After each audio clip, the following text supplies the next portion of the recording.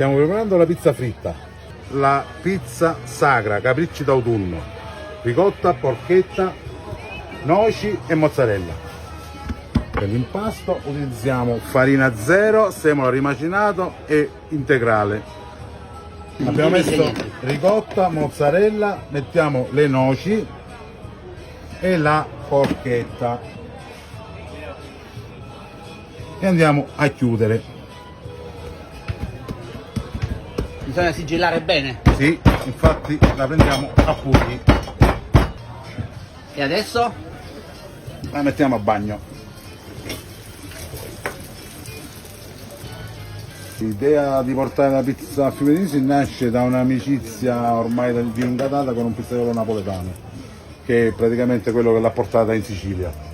E da là è nata la mia idea di portarla sulla Riviera Ionica.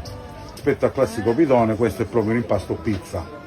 E sarà possibile gustare la pizza fritta per tutte le giornate di Capricci d'autunno, 22esima edizione. Esatto, 3 novembre e 9 e 10 novembre. Tanti sono venuti qui per gustare la tua pizza fritta. Effettivamente sì, è stato un grande successo, veramente. Ma diciamo che tu hai anche una pizzeria qui dove Sempre in piazza, sì. proponi le pizze tradizionali? La pizza tonda classica, facciamo la contemporanea napoletana praticamente, la pizza contemporanea. Qual è la pizza più richiesta? La pizza più richiesta è una pomodoro giallo, porcini, speck, mozzarella e pomodori secchi. Ma ci siamo quasi, la cottura Siamo quasi. deve essere... Dobbiamo far dorare ancora un pochino. Ci siamo? Ed ecco qua. Ora la tagliamo e vediamo.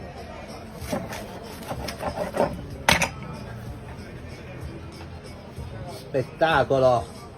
Questa pizza fritta è quella dedicata a Capricci, ricotta, porchetta, noci e mozzarella. Non resta altro che lanciare nuovamente l'invito.